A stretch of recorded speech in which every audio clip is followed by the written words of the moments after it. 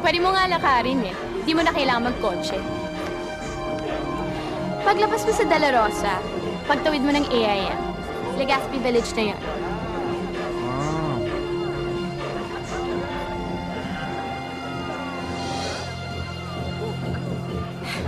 Suplado.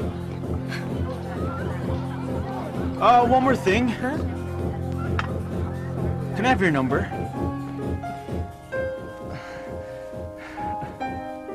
Bakit?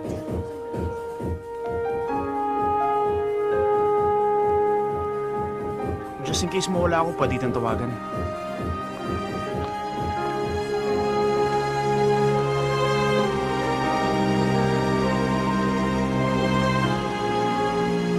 I think I love you. I think I do too.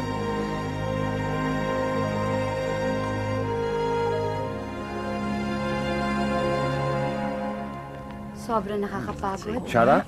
Ay, Doc. This is Susie. Hi. Susie, this is Shara, our senior physical therapist. Hello, ma'am. Nice to meet you. Hello. Shara po. Nice to meet you. Lisa, Hi. our receptionist. Nice to meet you. Kayo ho pala si Mrs.? Ex-wife, pero soon-to-be wife again. Nako, mabuti na lang ho at nakarating na kayo dito sa Amerika. Para naman hindi na nalulungkot si Doc. Naku, ewan ko ba dito? Kung hindi ko pa yan kinulit na mag-file ng divorce dun sa ka-fixed marriage niya, hindi yan kikilos. Did you notice na parang may iba kay Doc? Napansin mo rin? Parang hindi siya happy, ano? Oh no. Girl, don't tell me in love ka, ha? In love? Eh, sino naman yun? Wala naman sa maniligaw mo nakakapagpangiti sa'yo ng ganyan. Yung cute na guy. Sa bar? Yun no. You guys sick? I like that look. Very good. It's a wrap. Thank you.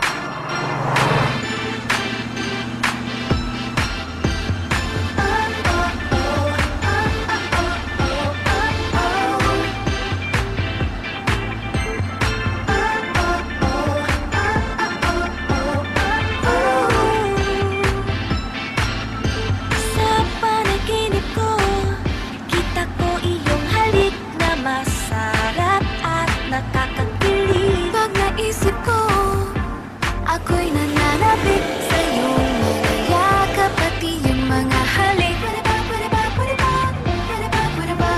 Kitang magkasama't ayoko na mag-isa. Sige na, sige na, sige na, sige na, sige na. 'Cause all I wish talaga is maging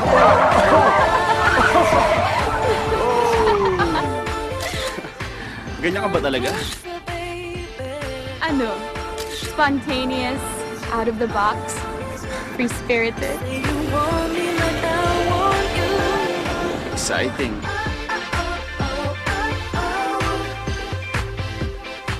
So, ano trabaho mo dito?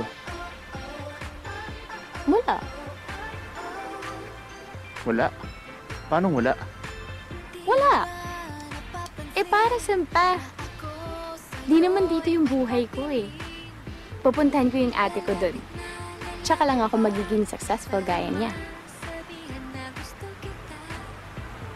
Ate seems like a great person, huh? She is. You should meet her. She's the best.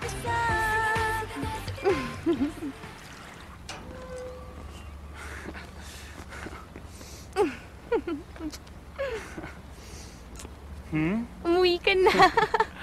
Umuwi ka na.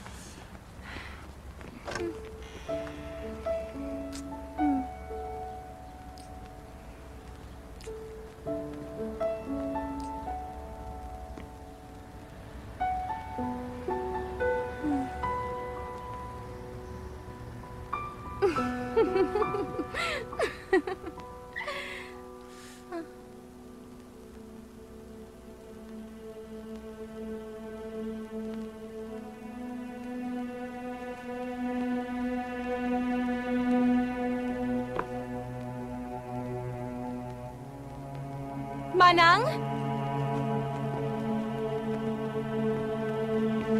Ate, sinasabi ko sa'yo si Manang yun kasi wala na siya. Pati mga gamit niya, wala.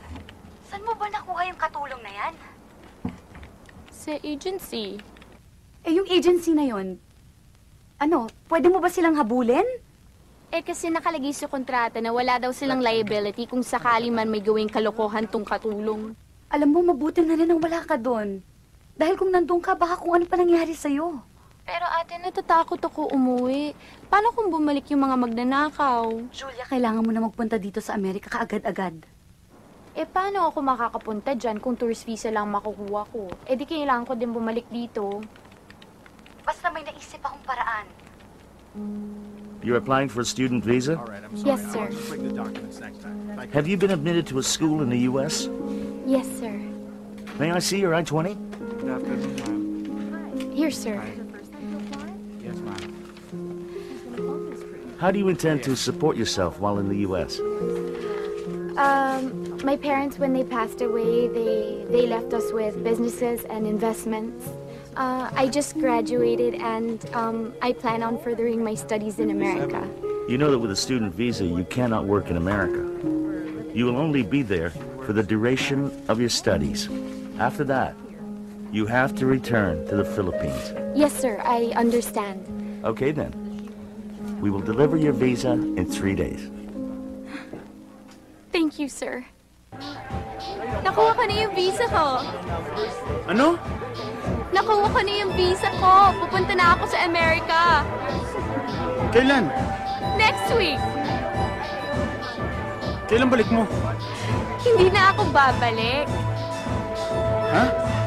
Hindi na ako babalik. Diba sabi ko, doon ko naman talaga gusto eh.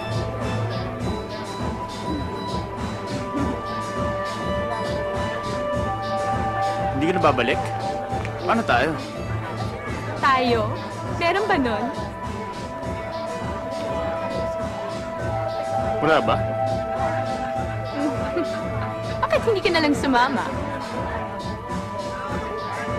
Anong gagawin ko dun? Kahit ano.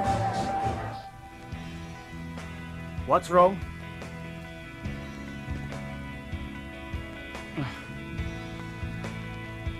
Wala, Dad. I'm okay. And then I feel you breathe beside me, even though you're not around.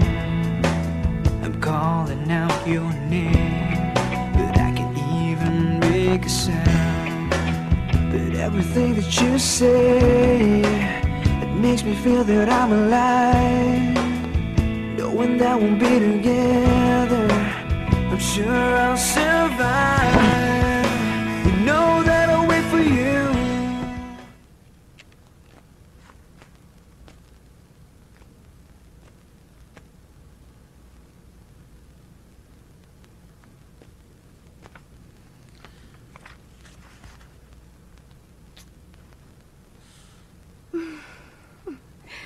Ano ginagawa mo dito?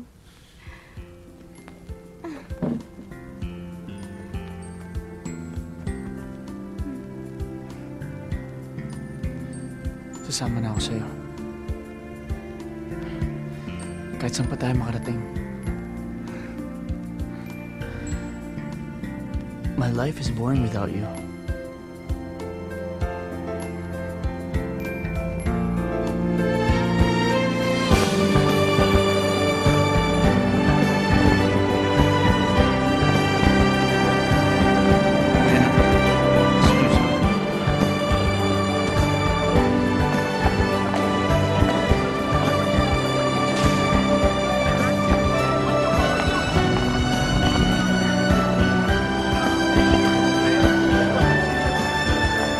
Julia! Ate!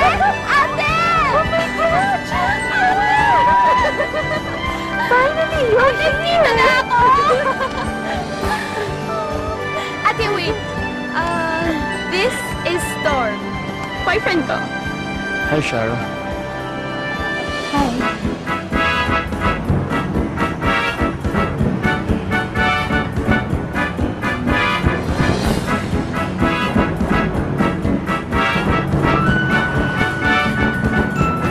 American food and American Oo soil. nga.